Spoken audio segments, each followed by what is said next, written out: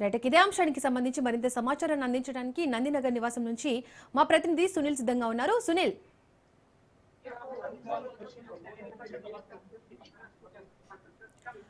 సునీల్, కేసీఆర్ విచారణ ఇంకా ఎన్ని గంటలు కొనసాగే అవకాశం ఉంది? డీటెయిల్స్ ఏంటి?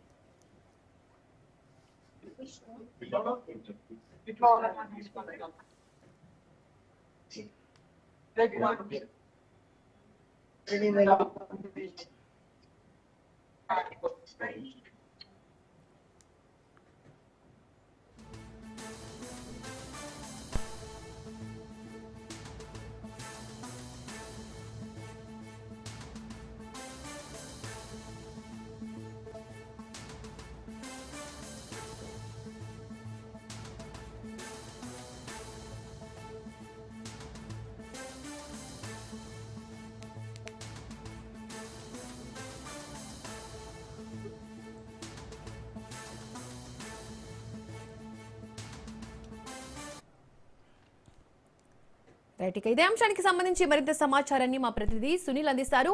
నందినగర్ నుంచి సునీల్, కేసీఆర్ విచారణ కొనసాగుతుంది, ఎప్పటి వరకు కొనసాగే అవకాశం ఉంది? పూర్తి డీటెయిల్స్ ఏంటి?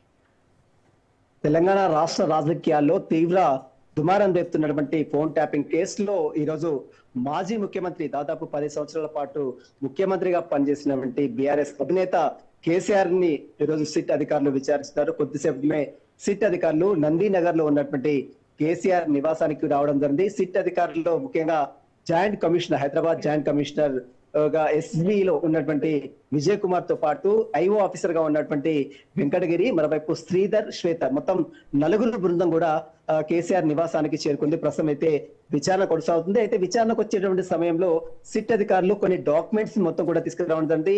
మొదట చార్జ్ షీట్ దాఖలు చేసినటువంటి సమయంలో అరెస్ట్ అయినటువంటి ప్రణీత్ రావు కావచ్చు, భుజంగరావు కావచ్చు, అదేవిధంగా తిరుపతి అన్న, అదేవిధంగా రాధాకిషన్ రావు, శ్రావణ్ రావు, ఎస్ఐబి చీఫ్ గా పనిచేసినటువంటి ప్రభాకర్ వచ్చిన స్టేట్మెంట్లన్నీ బేస్ తీసుకొని మొట్టమొదటిసారిగా చార్జ్ షీట్ దాఖలు చేశారు. ఆ చార్జ్ షీట్ లో 6,000 పైగా ఫోన్లు ట్యాప్ అయినట్టు ఇప్పటికే అధికారులు నిర్ధారించారు. ఆ ఫోన్లకు సంబంధించిన వివరాలు, ట్యాపింగ్ సంబంధించినటువంటి ఎవిడెన్స్ తో పాటు ఇటీవల కాలంలో నిందితులు ఇచ్చిన స్టేట్మెంట్ కాపీస్ మొత్తం సైతము దాదాపు 2 బాక్స్ లో ఆ డాక్యుమెంట్స్ అన్ని కూడా సిట్ అధికారులు కేసీఆర్ నివాసానికి తీసుకురావడం జరిగింది. మరోవైపు కేసీఆర్ స్టేట్ మొత్తం కూడా వీడియోగ్రఫీ చేస్తారు.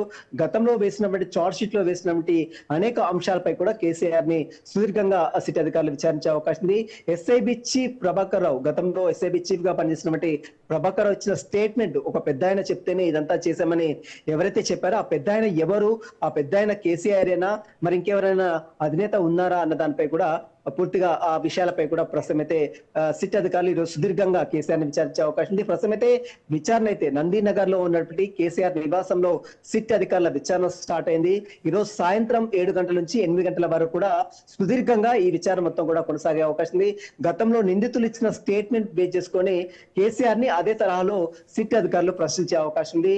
గతంలో ఎస్ఐబి చీఫ్ గా పనిచేసినటువంటి ప్రభాకర్ స్టేట్మెంట్ కావచ్చు, మరోవైపు అరెస్ట్ అయినటువంటి ప్రణీత్ రావు స్టేట్మెంట్ కావచ్చు, తిరుపతి అన్న స్టేట్మెంట్ కావచ్చు, అదేవిధంగా శ్రవణ్ రావు ఒక ఛానల్ ఎండి ఇచ్చిన స్టేట్మెంట్ కావచ్చు, ఈ స్టేట్మెంట్ అన్ని కూడా ముందుంచి, డాక్యుమెంట్ అన్ని కూడా ముందుంచి కేసీఆర్ ని సుదీర్ఘంగా అధికారులు ప్రశ్నించే అవకాశం ఉంది.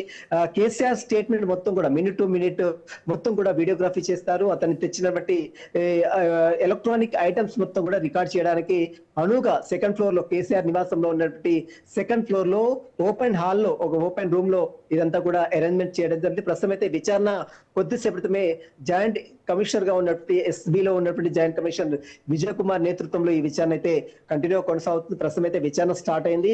ఈ విచారణలో అనేక అంశాలపై కూడా పోలీసులు ప్రశ్నించి కేసీఆర్ దగ్గరని అనేక ప్రశ్నల వర్షం కూడా కురిపించే అవకాశం ఉంది. ఇప్పటికే కేసీఆర్ ని ఎలాంటి ప్రశ్నలు అడగాలి, గతంలో నిందితులు ఇచ్చిన స్టేట్మెంట్ కావచ్చు, గతంలో బాధితులు ఇచ్చిన స్టేట్మెంట్ కావచ్చు, అదేవిధంగా జర్నలిస్టులు, న్యాయమూర్తుల ఫోన్లు ట్యాప్ అయ్యాయని ఏదైతే ఆరోపణలు వచ్చాయో ఆ ఆరోపణలకు సంబంధించిన అన్ని అంశాలపై కూడా కేసీఆర్ ని సుదీర్ఘంగా పోలీసులు ప్రశ్నించే అవకాశం ఉంది. మరోవైపు బీఆర్ఎస్ నేతలు కూడా ఈ రోజు ఉదయం నుంచి కూడా తమ అధినేత 10 సంవత్సరాల పాటు ముఖ్యమంత్రిగా పనిచేసినటువంటి కేసీఆర్ కి నోట్స్లు ఇవ్వడం పట్ల యావత్ తెలంగాణ రాష్ట్ర వ్యాప్తంగా 33 జిల్లాలో ఉన్నటువంటి అన్ని గ్రామాలు, సుమారు 12,000 గ్రామాలకు పైగా దిష్టి బొమ్మలు, రాష్ట్ర ప్రభుత్వ దిష్టి బొమ్మలు, ముఖ్యమంత్రి రేవంత్ రెడ్డి దిష్టి బొమ్మలు కూడా దగ్ధం చేశారు. ఎక్కడికక్కడ నిరసనలు, ఆందోళనలు అదేవిధంగా ఆనందాలు వ్యక్తం చేసిన దృశ్యాలు కూడా మనం ఉదయం నుంచి కూడా చూస్తాము.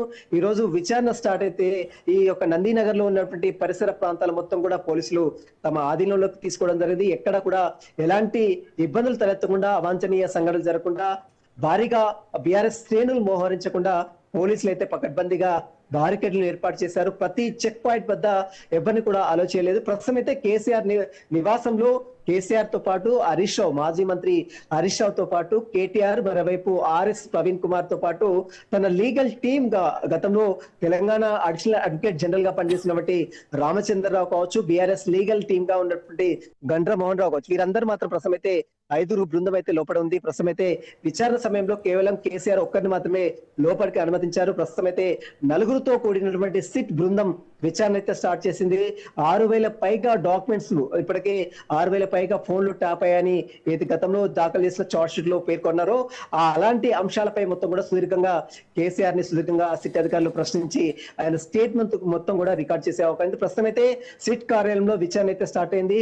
కేసీఆర్ ని సుదీర్ఘంగా ప్రశ్నలు అడుగుతున్నారు. ఈరోజు సాయంత్రం వరకు ఈ విచారణ అనేది కంటిన్యూగా కొనసాగే అవకాశం ఉంది. మధ్యలో కొంత విరామం తీసుకున్నప్పటికీ కూడా ఇప్పుడే స్టార్ట్ అయింది కాబట్టి భోజనం చేశారు కేసీఆర్. ఫామ్ హౌస్ నుంచి తీసుకొచ్చినటువంటి లంచ్ మొత్తం కూడా ఇక్కడ కంప్లీట్ చేసి విచారణకు అయితే స్టార్ట్ చేయడం. మధ్యాహ్నం 3 గంటలకు స్టార్ట్ అయింది. 3 గంటల నుంచి సాయంత్రం 7 నుంచి 8 గంటల వరకు కొనసాగే అవకాశం ఉన్నట్లు కూడా కొంత సమాచారం తెలిసింది. గతంలో ఇదే కేసులో 160 సిఆర్పిసి నోటీసులు హరీష్ రావుకి ఇచ్చారు. సుదీర్ఘంగా 7 గంటల పాటు విచారించారు.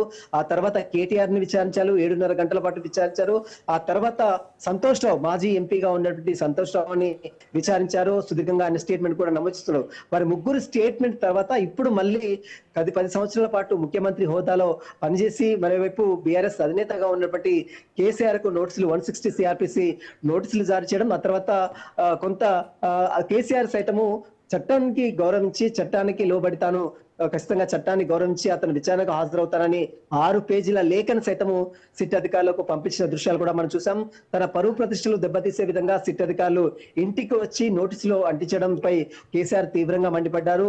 దీనికి సంబంధించిన విషయంలో ఖచ్చితంగా న్యాయ నిపుణుల సలహాలు కూడా గతంలో తీసుకున్నాడు. ఆ తర్వాత అన్ని తీసుకున్న తర్వాతే చట్టానికి లోబడి అతను ఈ రోజు విచారణకు హాజరవుతున్నట్టు కూడా కేసీఆర్ 6 పేజీల లేఖలో చాలా స్పష్టంగా పేర్కొనడం జరిగింది. ప్రస్తుతం అయితే విచారణ అయితే స్టార్ట్ అయింది. విచారణ కంప్లీట్ అయ్యేంత వరకు కేసీఆర్ ఖచ్చితంగా అతనికి సహకరిస్తారని గతంలో చెప్పాడు లేఖలో.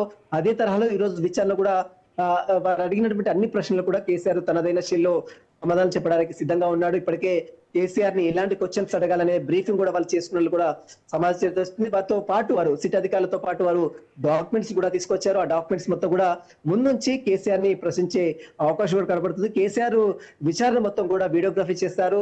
ప్రతి మినిట్ టు మినిట్ అతని యొక్క వాంగ్మూలం మొత్తం కూడా సేకరించి రేపు కోర్టులో ప్రొడ్యూస్ చేయడానికి ఇదంతా కూడా లీగల్ గా ఎలాంటి ఇబ్బందులు తలెత్తకుండా అన్ని ఏర్పాట్లు కూడా అటు అధికారులు సమాయత్తం చేశారు. ప్రస్తుతం అయితే వారి మెటీరియల్ ఎక్విప్మెంట్, ఎలక్ట్రానిక్స్ సంబంధించిన ఎక్విప్మెంట్ తో పాటు డాక్యుమెంట్స్ 2 పెట్టెల పైగా డాక్యుమెంట్స్ కూడా తీసుకొచ్చారు. ఆ డాక్యుమెంట్స్ అన్ని కూడా ముందుంచి కేసీఆర్ ని సిట్ అధికారులు కూడా ప్రశ్నించే అవకాశం కనబడుతుంది. దీపిక, సునీల్, ఈ విచారణ అనంతరం ఈ కేసులో తదుపరి చర్యలు ఏ విధంగా ఉండనున్నాయి? ప్రస్తుతం అయితే మనం చూసాం ఈ కేసులో 2024 మార్చి 10వ తేదీన పంజాగుట్ట పోలీసులు మొట్టమొదటిసారిగా కేసు నమోదు చేసుకుని జరిగింది. పంజాగుట్ట పోలీస్ స్టేషన్ లో నమోదైనటువంటి కేసు ఆధారంగా ప్రస్తుతం అయితే విచారణ అయితే కంటిన్యూ కొనసాగుతుంది. ఇప్పటివరకు ఈ కేసులో మొత్తం 6 నిందితులు చేర్చారు. అందులో ప్రధాన నిందితుడిగా ఉన్నటువంటి SIB chief Prabhakar Rao supreme court నుంచి హైదరాబాద్ తీసుకొచ్చి సుప్రీంకోర్టు ఆదేశాల మేరకు అతను విచారించారు. అని స్టేట్మెంట్ కూడా నమోదు చేసుకున్నారు. ఆ తర్వాత ఎప్పుడైతే ఎస్ఐబిలో హార్డ్ డిస్క్లు ధ్వంసమయ్యాయి, కొన్ని మెటీరియల్ ధ్వంసం చేశారని ఫిర్యాదు అయిందో వెంటనే ప్రణీత్ రావుని, అప్పట్లో డిఎస్పీగా పనిచేస్తున్నటువంటి ప్రణీత్ రావుని వెంటనే అరెస్ట్ చేశారు. ఆ తర్వాత అతను ఇచ్చిన స్టేట్మెంట్ బేస్ చేసుకుని ఈ కేసులో భుజంగరావుని అరెస్ట్ చేశారు. ఆ తర్వాత తిరుపతి అరెస్ట్ చేశారు. ఆ తర్వాత రాధాకిషన్ రావుని అరెస్ట్ చేశారు.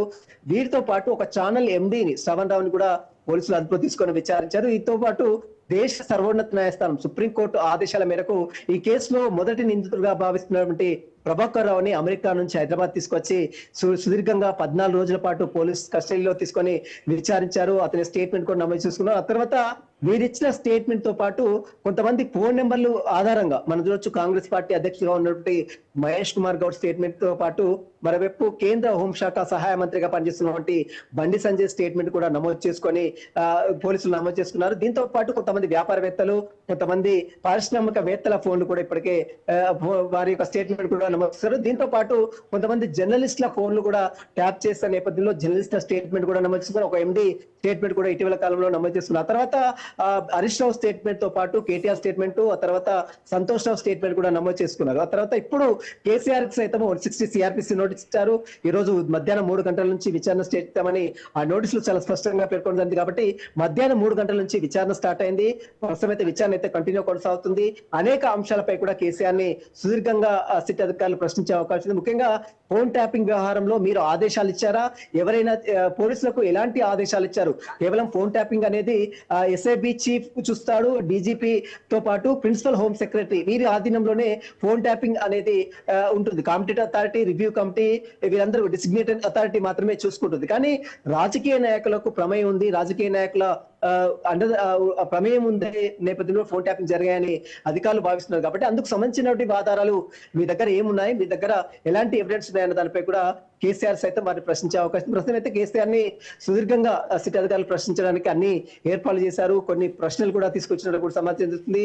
మొత్తం ఎంటైర్ ఇష్యూకి సంబంధించిన విషయంలో కేసీఆర్ తర్వాత ఫర్దర్ గా కేసీఆర్ తోనే ఇది అంతా కంప్లీట్ అవుతుందా? ఎందుకంటే ఇప్పటికే నలుగురిని, అటు కేసీఆర్ ని, హరీష్ రావు ని, కేటీఆర్ ని, అదేవిధంగా సంతోష్ రావు విచారించారు. దీని తర్వాత మళ్ళీ ఫర్దర్ గా ఈ short sheet, supplementary short sheet వేస్తారా, లేదా మళ్ళీ ఒకసారి వీళ్ళందరినీ కలిసి విచారిస్తారనేది కూడా చూడాల్సి చెప్పొచ్చు. కానీ బీఆర్ఎస్ మాత్రం ఇదంతా కూడా రాజకీయ కక్ష సాధింపు చర్యలో భాగంగానే, డైవర్ట్ పాలిటిక్స్ లో భాగంగానే ఈ విధంగా నోటీసుల పేరుతో వేధింపులకు గురి చేస్తుంది.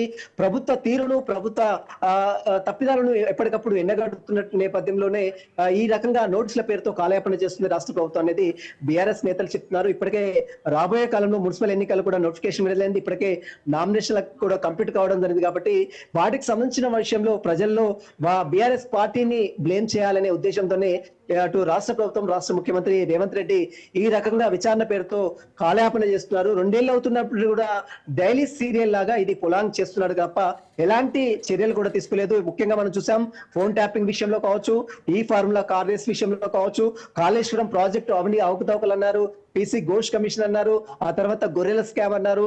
ఇలాంటి విషయాలు ఎలాంటి చర్యలు తీసుకోలేదు. మళ్ళీ ఇప్పుడు ఫోన్ ట్యాపింగ్ అనే మళ్ళీ తెర మీద తీసుకొచ్చి తమకు నోటీసులు ఇచ్చి ఈ రకంగా వేధింపులు గురి చేస్తుంది. ఇది ముమ్మాటికి రాజకీయ కక్ష సాధింపు చర్యలో భాగంగానే ఈ రకంగా రాష్ట్ర ప్రభుత్వము, రేవంత్ రెడ్డి వేధింపులు గురి చేస్తున్నారంటూ కూడా బీఆర్ఎస్ నేతలు పెద్ద ఎత్తున నిరసనలు, ఆందోళనలు ఈ రోజు వ్యక్తం చేసిన తీరు కూడా మనం చూసాం. 12,000 గ్రామాల్లో ఈ రోజు రాష్ట్ర ప్రభుత్వం, రాష్ట్ర ముఖ్యమంత్రి రేవంత్ రెడ్డి దిష్టి బొమ్మలు ఎక్కడెక్కడ బీఆర్ఎస్ శ్రేణులు దగ్ధం చేసిన దృశ్యాలు కూడా మనం చూస్తాం. ఆ తర్వాత ఎక్కడికక్కడ నిరసనలు, ఆందోళనలు వ్యక్తం చేస్తున్నారు.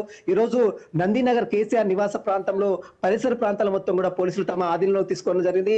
మొత్తం మీద ప్రస్తుతం అయితే విచారణ అయితే కంటిన్యూ కొనసాగుతుంది. ఎక్కడ ఎవరిని కూడా బీఆర్ఎస్ శ్రేణులు ఎవరిని కూడా లోపలికి అనుమతించడం లేదు. కేవలం లోపల మాత్రము మాజీ మంత్రి హరీష్ రావు తో పాటు మాజీ మంత్రి కేటీఆర్, ఆర్ఎస్ ప్రవీణ్ కుమార్ తో పాటు లీగల్ టీం ప్రతినిధులు, అటు మాజీ అడిషనల్ అడ్వకేట్ జనరల్ రామచంద్రరావుతో పాటు గండ్ర మోహన్ రావు వీరందరూ కూడా లోపల ఉన్నారు. ప్రస్తుతం విచారణల సమయంలో కేవలం కేసీఆర్ ఒక్కరిని మాత్రమే లోపలికి అనుమతించారు. నలుగురితో కూడినటువంటి సిట్ అధికారుల బృందం డీసీపీగా గతంలో వెస్ట్ జోన్ డీసీగా పనిచేశారు. ఇప్పుడు హైదరాబాద్ జాయింట్ కమిషనర్ గా పనిచేస్తున్నటువంటి ఎస్బీలో ఉన్నటువంటి విజయ్ కుమార్ నేతృత్వంలో విచారణ అయితే కంటిన్యూ కొనసాగుతుంది. ప్రస్తుతం అయితే విచారణ సాయంత్రం వరకు సుదీర్ఘంగా కొనసాగే అవకాశం ఉంది. సిట్ అధికారులు వచ్చేటప్పుడు వారితో కొన్ని డాక్యుమెంట్స్ తీసుకొచ్చారు కాబట్టి ఆ డాక్యుమెంట్స్ ఆధారంగా ఆ ఎవిడెన్స్ అన్ని కూడా ముందుంచి సిట్ అధికారులు కేసీఆర్ ని సుదీర్ఘంగా ప్రశ్నించే అవకాశం కూడా కనబడుతుంది. ప్రస్తుతం అయితే విచారణ అయితే కంటిన్యూ కొనసాగుతుంది. మరి విచారణ ఎంతవరకు కొనసాగుతుంది? సాయంత్రం 7 గంటల వరకు లేదా 8 గంటల వరకు.